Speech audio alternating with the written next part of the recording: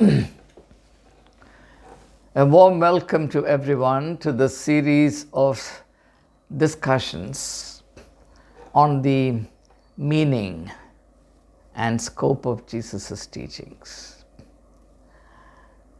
Today we address an issue which is so very central to our religious life, and that from the perspective of Jesus.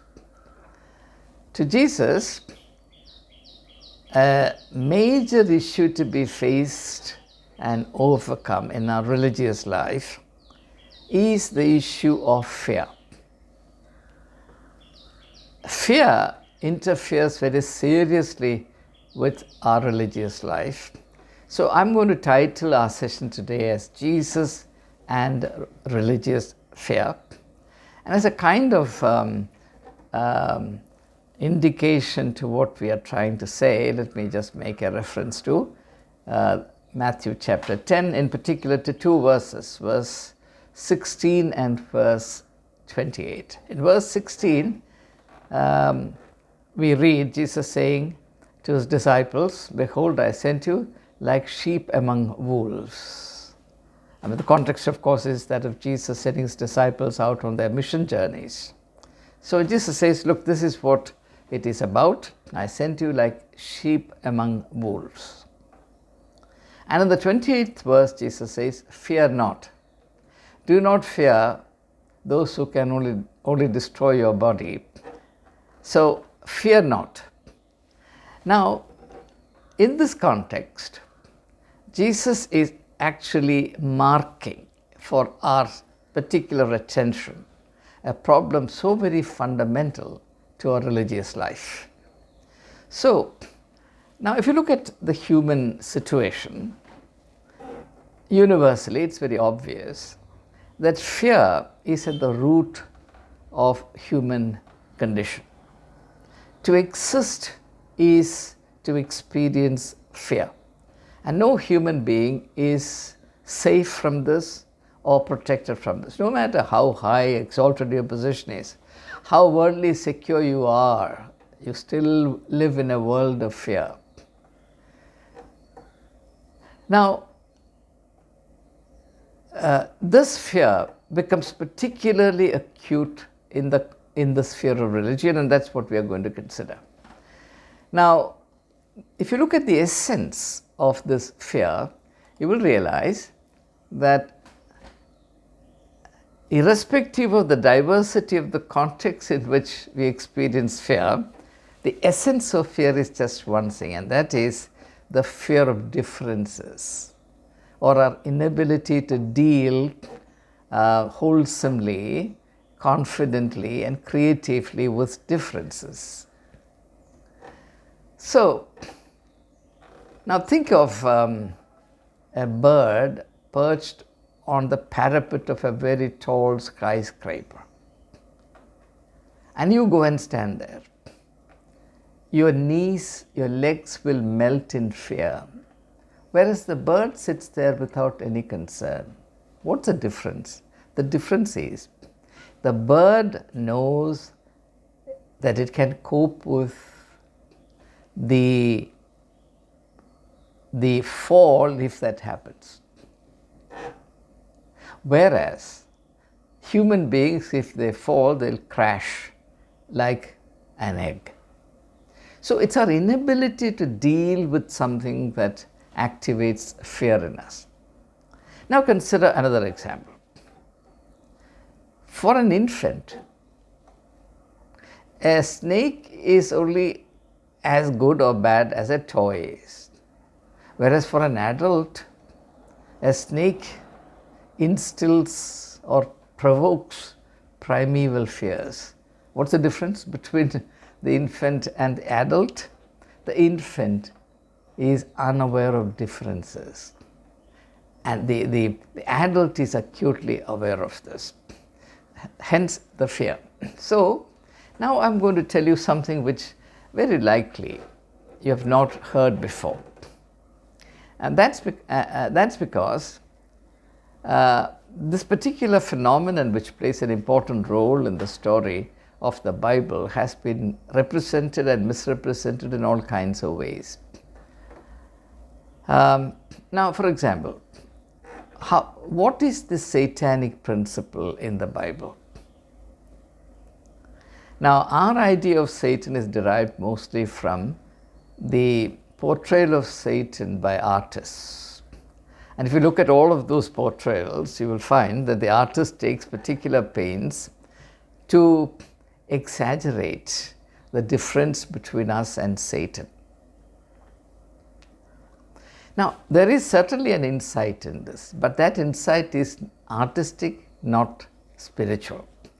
Let's look at the spiritual difference.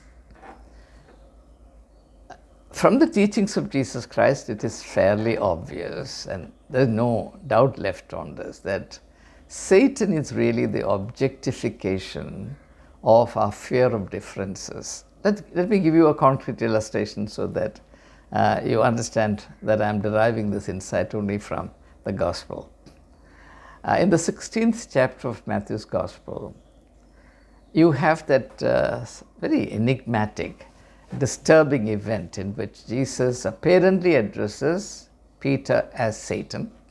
When Jesus tells the disciples that he was about to go to Jerusalem there to be persecuted and killed, Peter suddenly intervenes. Something erupts from Peter because this is something that he did not expect.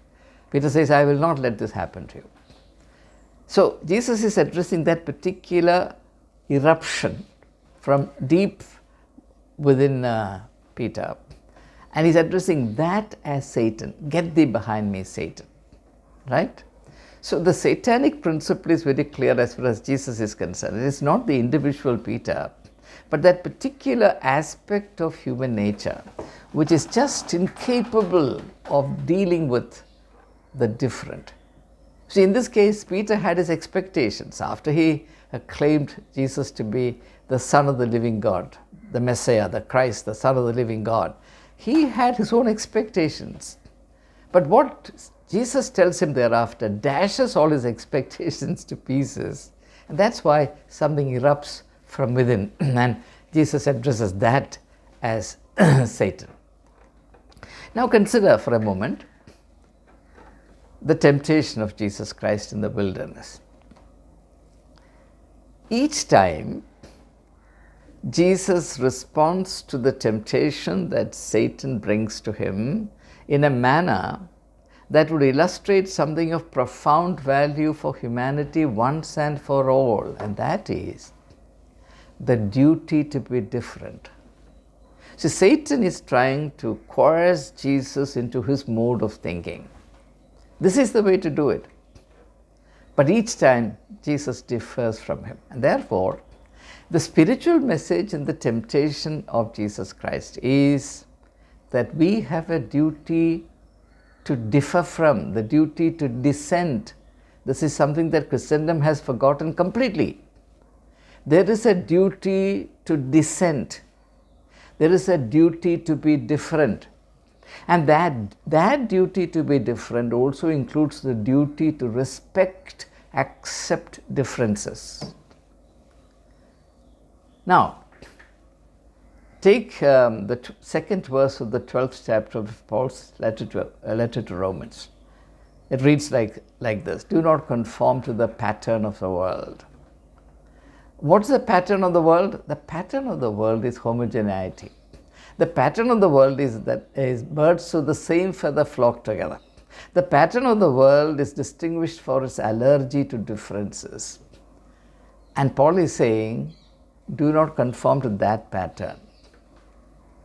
Whereas the religiosity that human beings construct, and there is no difference between religions in this respect, is one that absolutizes and idealizes allergy to differences. We'll see more of that as we proceed.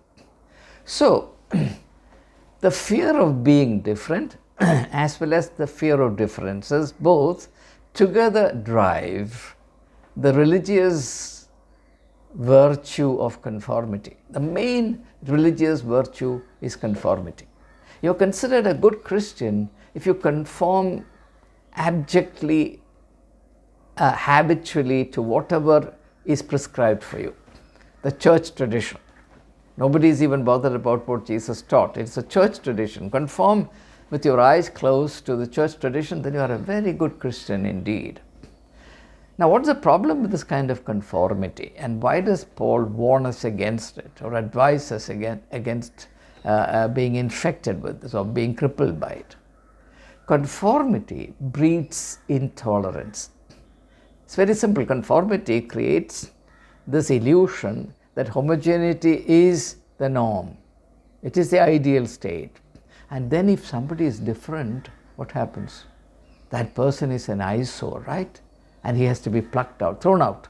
So conformity breeds intolerance, and this intolerance becomes the death dance of the diabolic or satanic. Well, I can only commend this to your continued reflection. So the fear of difference is therefore universal. Make no doubt about it. If you are a human being, you are infected with this fear of difference or differences. But this fear of differences is maximum in religion. And therefore, there is a concern all through the Bible, and I'll give one or two examples for want of time. There is a concern all the way through that this universal human limitation or malady of allergy to differences should be healed some way or another. Consider a very, very challenging instance like the case of Hosea the prophet. Hosea the prophet. God asked Hosea to marry a harlot, a prostitute. Why? Because God wants Hosea the prophet to understand the agony that he experiences in relation to the people.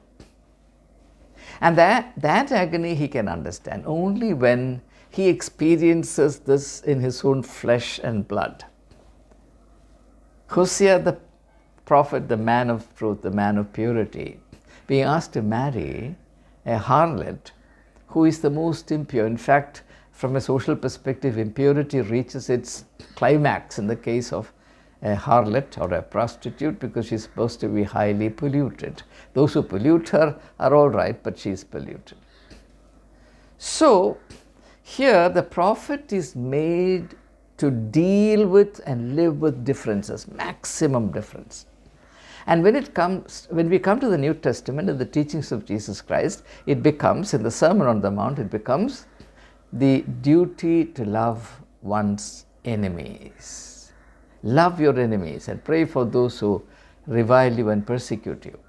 See the connection between the Old Testament and the New Testament in terms of this particular theme, that it is fundamental to our spiritual principle that we be trained to live with and to deal creatively with differences and not get intimidated by it. Now let me give you a secular illustration. All of us are familiar with the name of Socrates, the Athenian philosopher. I don't know how many of you know this, that Socrates married a woman called Xanthippe, and she was a woman of extremely vicious temper. Very, very ill-tempered woman.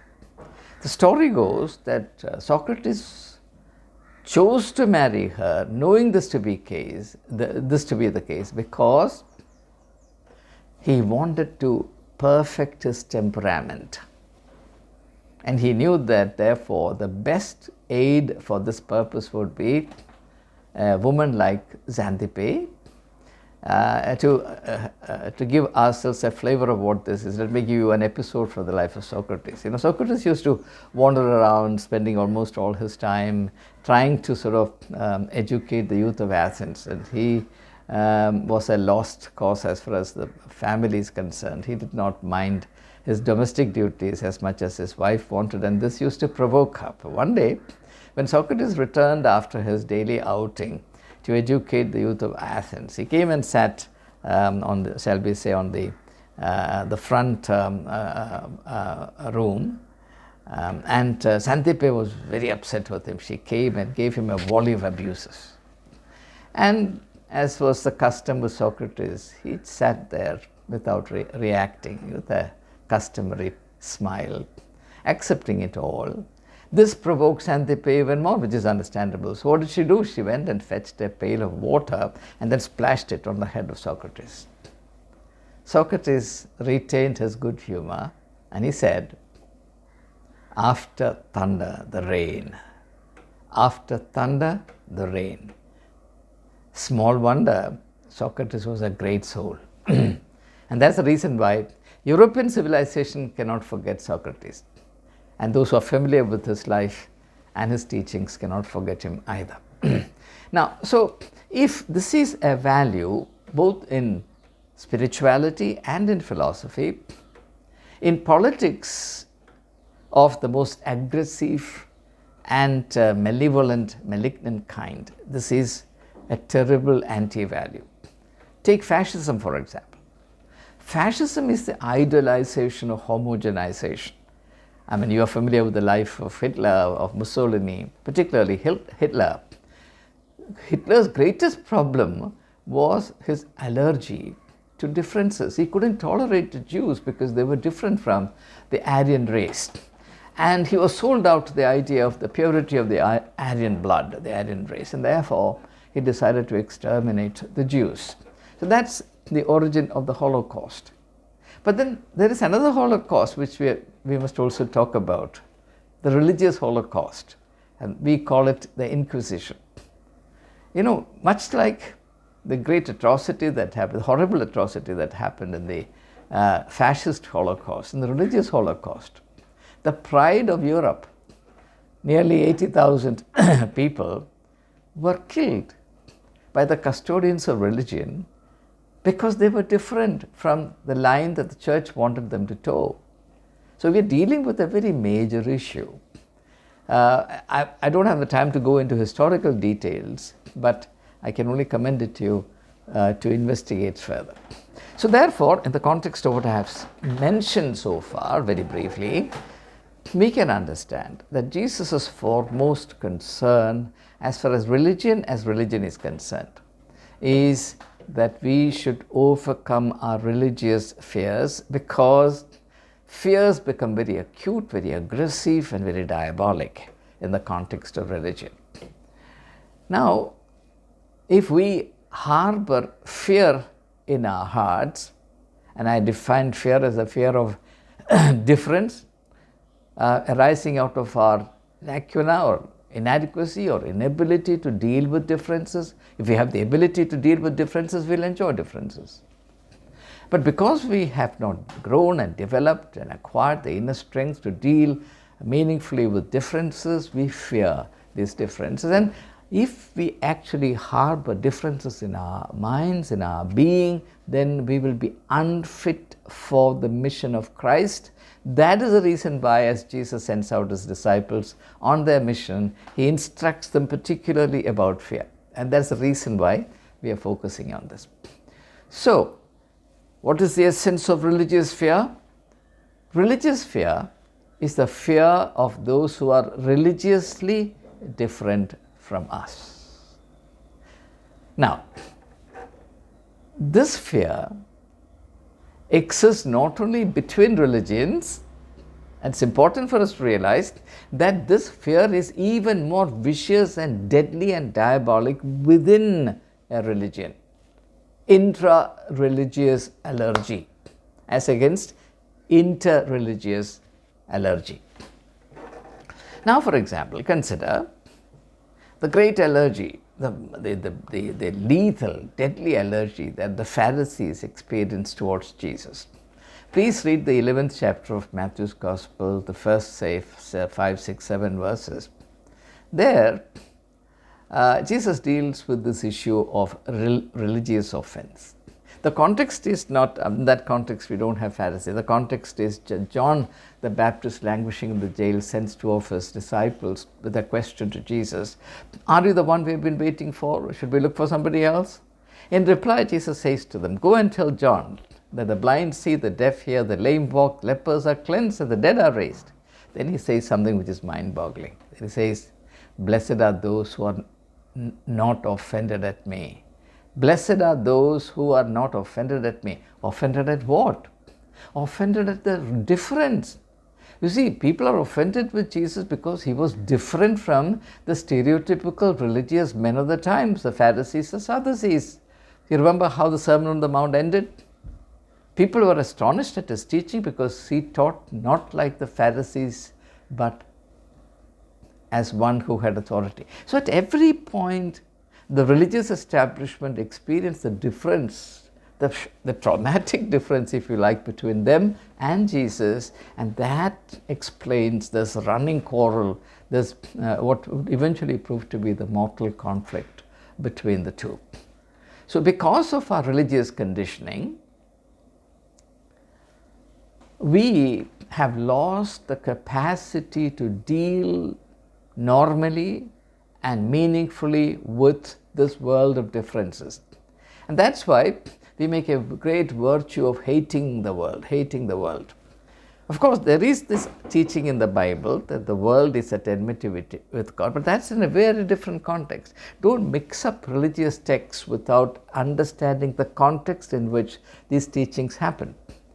So, the kind of allergy to the world that Christians have developed is completely different from the idea that there is this principle of enmity between God and the world. But please remember that God loves the world. That's the bottom line. So, the religious conditioning that we have undergone, or the religious conditioning inflicted on us from birth onwards, has crippled us in this particular, its most important aspect. And therefore, we are offended at anything and everything which is not convenient to us, which does not make us feel comfortable, anything which makes any demand on us, anything which we experience as unusual, unfamiliar, challenging, so on and so forth. This actually cuts us off from a large from much of life, actually, much of life.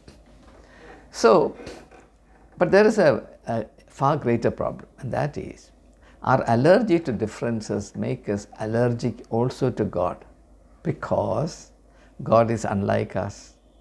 God is unlike us, and that's why we say mysterious are the ways of God. Now, here we have a problem. The problem is we want God, but God is different to us in our nature, and we are allergic to difference. So what do we do? We have found a way out. The way out is that we will reinvent God after our own image. So this is the religious expectation that every Christian entertains, that God will be like us. In what sense?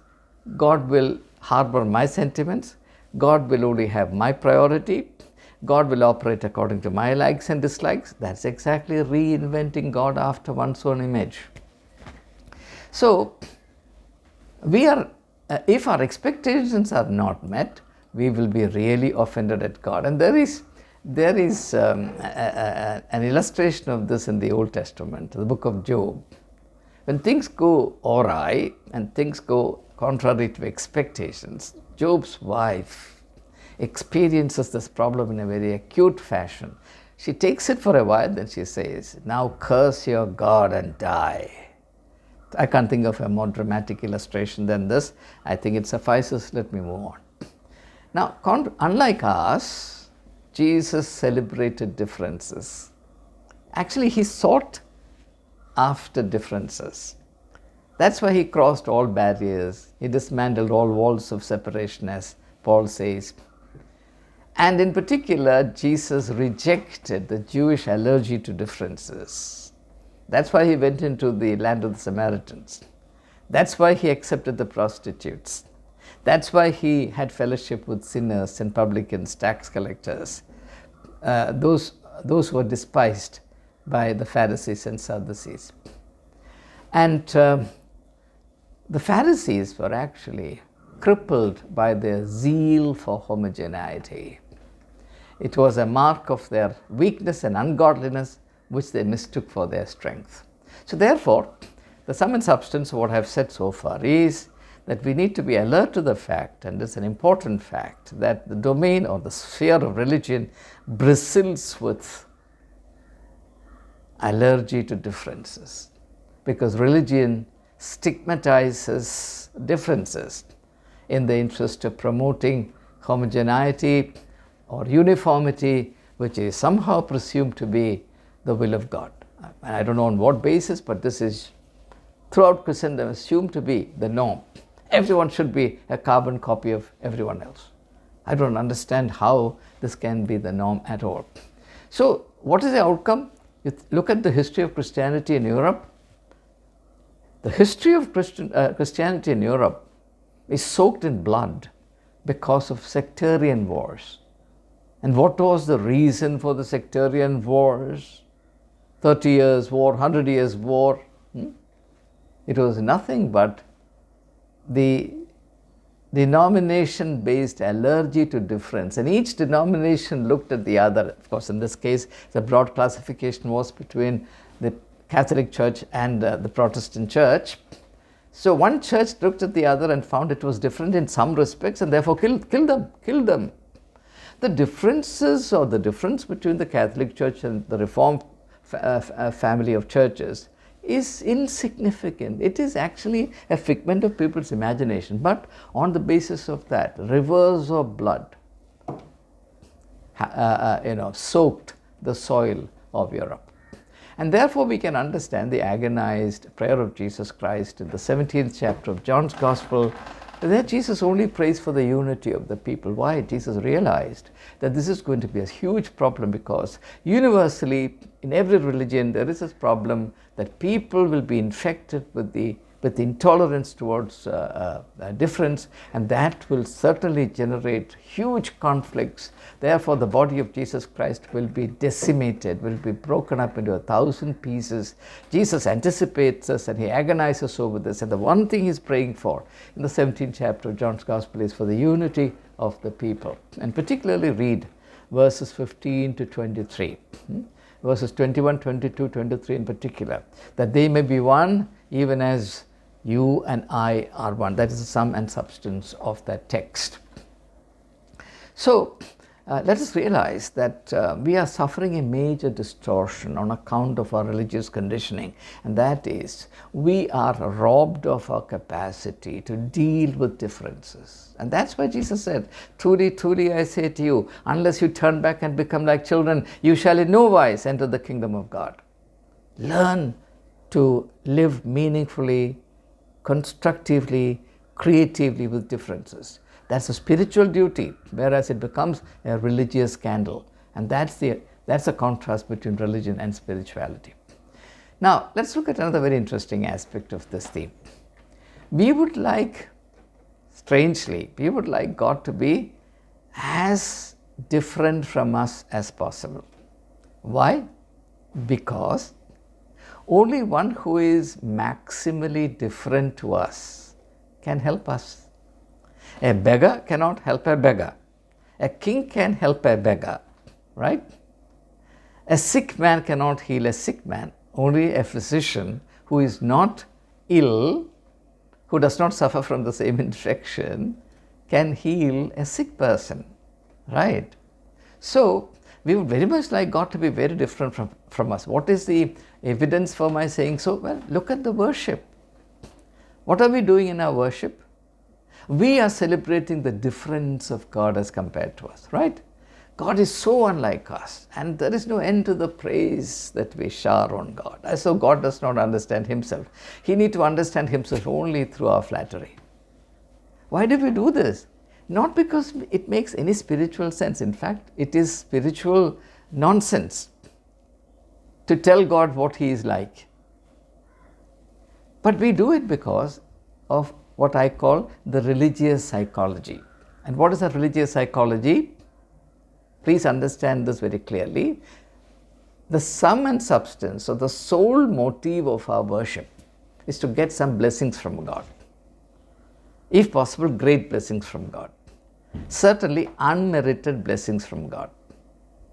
Now, for God to be able to give these blessings to us, surely it is logical that God has to be as unlike us as possible. And therefore, in our worship life, we celebrate the difference between us and God. But in our practical life, we hate God when He is different to our whims and fancies. We are living this hypocrisy, we are living this contradiction, and nobody minds it, nobody talks about it. So, whenever it comes to our whims and fancies, we want God to be exactly like us. If God deviates by a nanometer to the left or right, we'll be very upset. We would like God to act the way we act, think and feel the way we act. At the same time, when it comes to worshiping God, He must be as unlike us as possible. This, my friends, is the essence of religious hypocrisy. And this was what Jesus saw in the priestly class of the times. Please read the 23rd chapter of Matthew's Gospel. It will make eminent sense in the light of what we have shared so far. Jesus sees nothing but hypocrisy in the priestly class for this reason. Let me state that reason once again in the interest of clarity, because it's very important that we understand it as clearly as possible.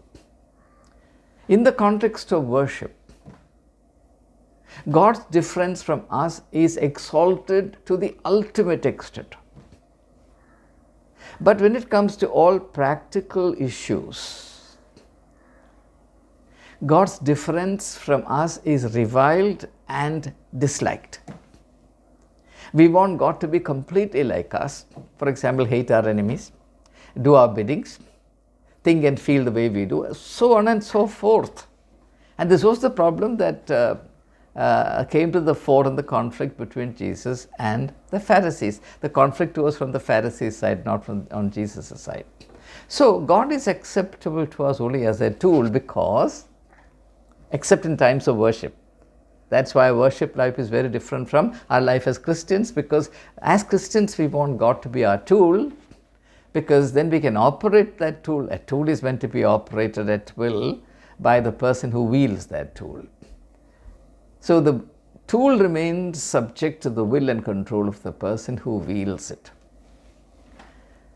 Now clearly, if we read the account of God's creation, or the creation of everything by God in the first chapter of the book of Genesis, that's how the biblical account begins, we understand without any doubt that differences and diversities are ordained by God. It's part of creation. Creation cannot exist except on the foundation of diversity. And diversities are essential, they are beneficial. In fact, they nourish and beautify life. And life without diversity, differences, is unbearable. At the same time, we become so allergic to it. Why? I'll give you an illustration. If you have noticed people who fast, you see, in political context, people fast. Sometimes a week, 10 days, 2 weeks. I've known people who fasted, sincerely fasted for more than 2 weeks. When they end their fast and they break their fast, they're not given a hearty meal. They're given very light, liquids. And slowly that is increased. Otherwise, if a person who has fasted for a week or 2 weeks is given a good meal, he'll die of it, because his body cannot deal with it. The same with us. We are spiritually famished in our busy religious life, and therefore we cannot face the spiritual duty to be creative in respect of differences, to be tolerant, to be welcoming, and to celebrate differences of all kinds. So, we hate those who are different to us, and we consider that to be a great achievement, a great virtue.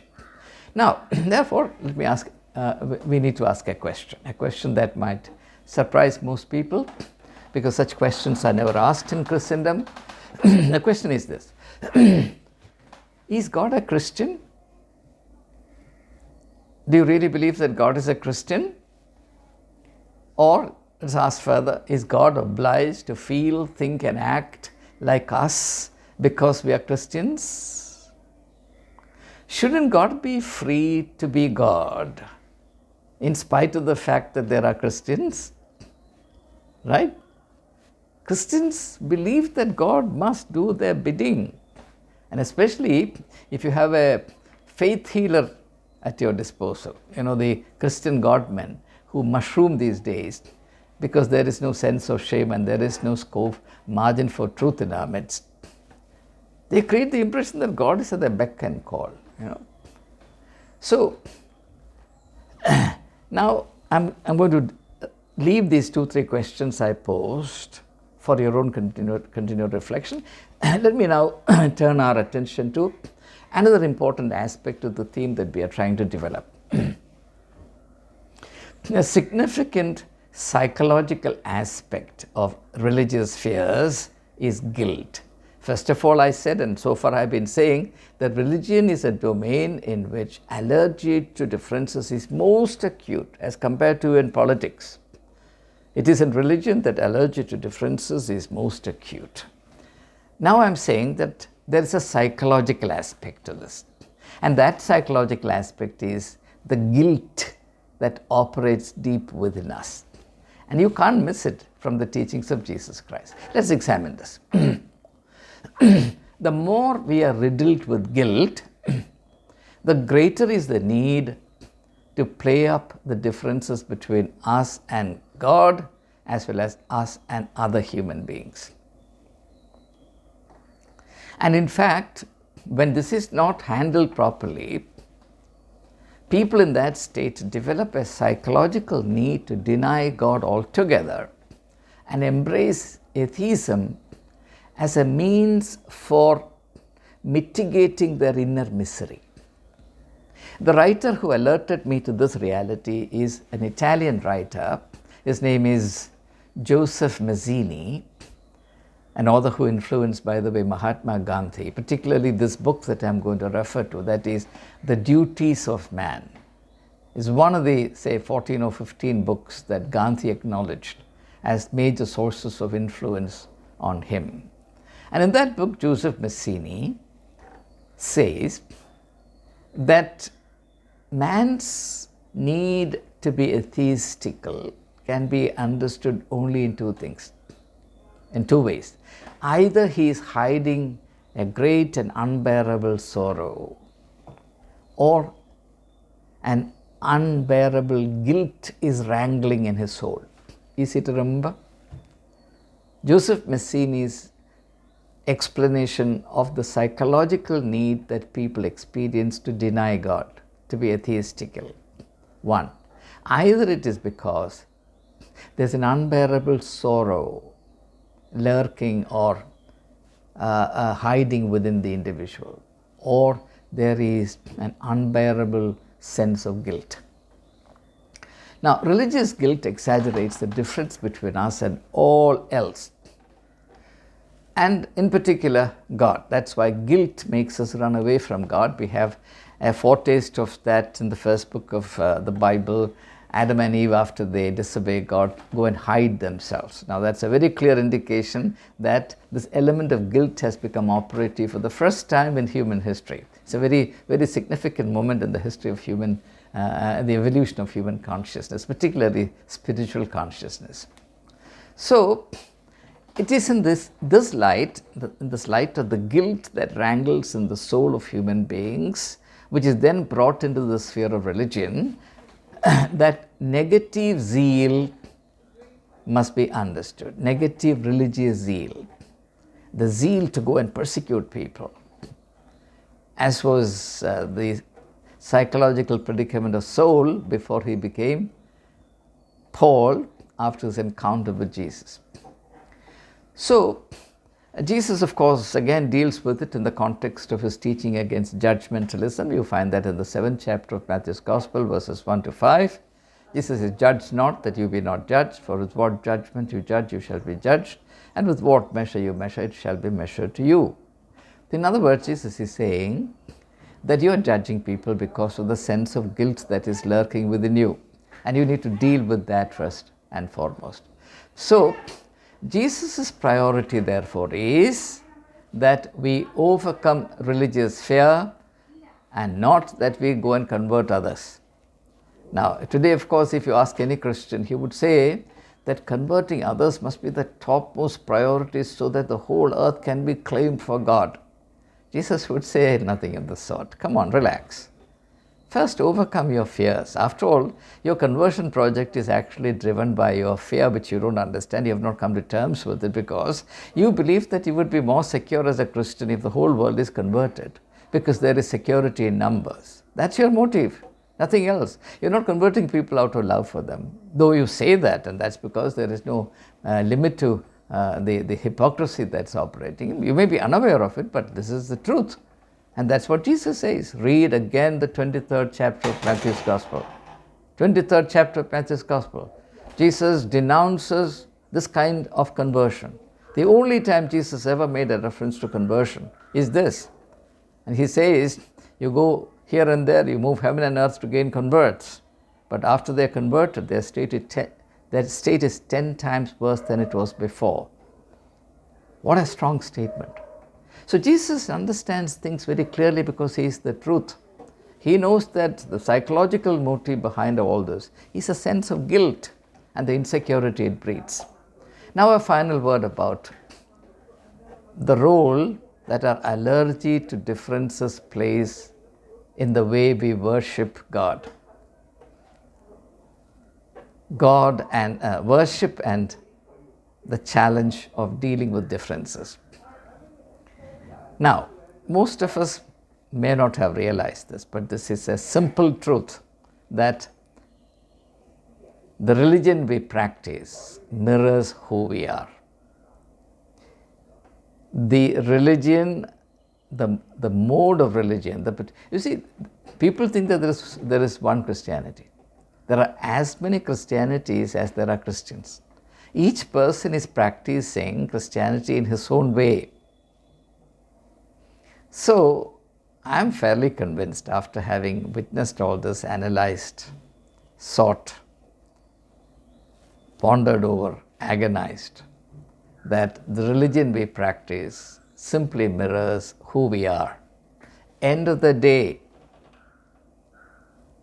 we deceive ourselves if we believe that we are worshipping God. We worship only ourselves. That is to say, we worship only for our own sake, and therefore we worship only ourselves. We are not worshipping God.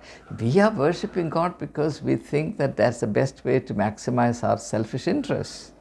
And you call that worshipping God? No, you're only, in truth, the truth be told, you're only worshipping yourself. And in this process, God is used, as I said, as a means of wish fulfillment, something like a magic lamp. You rub the magic lamp and you get what you want. So, God is used then as a mirror to reflect our deep-seated personal likes and dislikes. And we impose and we project all that on God. So therefore, what happens? Because of our religiosity, because we are trained so well in our religious life, in our church life, we mistake those who are inconvenient to us as enemies of God. And this is a truth that cannot be gainsaid if you have even a nodding acquaintance of the history of Christianity, in fact, the history of any religion for that matter. So we actually force God to become party to our own weaknesses, our own pettiness, our own mean-mindedness, our own weaknesses. So the crushing burden that we carry, and this is where now the teaching of Jesus begins to shine like a beacon of light. The teaching of Jesus Christ will now rise like the morning sun over what we are going to now consider. Jesus makes everyone understand through his teaching as found in the 25th verse of the 12th chapter of John's Gospel, that the burden, 24th and 25th verse, these two verses, the burden we carry is our ego. You see, in the 28th verse of the 11th chapter of Matthew's Gospel, Jesus says, "Come to me and I will give you rest." Rest, right? "Come to me, all ye that labor and are heavy laden, and I will give you rest." They're all leading a burdened existence. What is the burden we are carrying, my friends? It's nothing but the ego, the bloated ego. And this bloated ego is the seat of all our fears. And that is the reason why Jesus says in Matthew 16:24, if anyone would come after me, he must deny himself, take up the cross and follow me. Now, Jesus is not actually asking us to destroy ourselves. He is only asking us to deny our ego, which is the seat of all our fears, our prejudices, our anxieties, and which is also the location, the locale of the burden that we carry. In the psychological understanding of the human nature or the human mind, the self is much, much, much more than the ego. Ego is a very tiny part, the conscious part of the self, which is full of this self-centered considerations, our whims and fancies, etc., whatever I have discussed so far. So, as of now, before we really discover the true human beings, the true self that we are only this tiny, fear-ridden ego. It's a pathetic thing. It's a sad reality over which the loving heart of God agonizes. But the good news is this. Jesus, the good news is this. There is a universe beyond the small little ego. And you have the right to enter that universe. You're not meant to live suffocated in this small little prison of the ego that you carry with you. And Jesus is the light that illumines your path to that cosmic universe, kind of enlarged self that you can be. It is this that Jesus meant when he said to Nicodemus, you must be born again. Nicodemus, now you're carrying the burden of the small, little, tiny, narrow, slavish self, which has become an appendix to the religious establishment. But there is a glorious horizon for you, and God is merciful to lead you into it. But there is a prerequisite. You must be born again. You must shift from this foundation. The foundation of fear, the foundation of allergy to differences, and the allergy to intolerance, and the cruelties and the disabilities that issue from it incessantly. So, when you are born again as your true self, then you shall be completely free from this fear. Not until then. Fear stalks the faltering feet of human beings on planet Earth. To exist, as I said at the outset, is to live in fear. And as I quoted in one of the earlier sessions, a line from T.S. Eliot, Son of Man, you're nothing but fear in a handful of dust.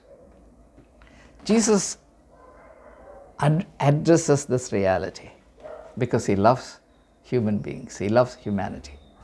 Therefore, he realizes that human beings cannot attain their true self if they're not liberated from the shackles of these fears, which are all rooted in the small little ego, which is the seat of the allergy to differences. We must accept the fundamental biblical truths that differences are basic to the order of creation that God in His wisdom, God in His abundant love undertook. We are part of that creation. Therefore, allergy to differences will cut us off from the grand scheme of things, the grand plan of God, within which alone we shall find fulfillment. To confine ourselves to this tiny prison is to destroy our freedom forever. And Jesus came to liberate us, and therefore He had to address, and He did address, the reality of fear. So, we are liberated from fear and led to the broad spaces of God's love and God's positive, constructive, redeeming engagement with the world. And we are the inheritors of that great act of redemption. May God grant us the wisdom and the courage, the robustness of faith, to claim that as our heritage. Thank you.